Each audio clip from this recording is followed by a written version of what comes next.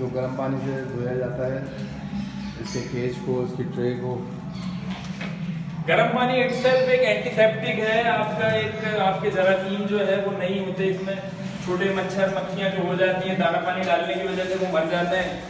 तो कोशिश करें कि हफ्ते 15 दिन पे एटलीस्ट लाजमी कि अपने परिंदों की इन चीज़ों को धोएं। अगर गर्म पानी मौजूद है तो गर्म पानी से धोएं, और अगर गर्म पानी मौजूद नहीं है ठंडे पानी से धोएं, लेकिन उसको खुश करके लगाएं। फिर लेकिन उसके बाद में वो स्प्रे वगैरह करना पड़ जाता है ना, ये गर्म पानी से वो भी बचत है सर। अगर आप एक्स्ट्रा स्प्रे नहीं करना पड़ेगा। हम हर के ऊपर पहले ये लगाएंगे इंटॉक्स, फिर उस पे लगाएंगे ताकि जो जरासीम अगर कुछ बच भी गए सही तो वो इस चीज से मर जाए।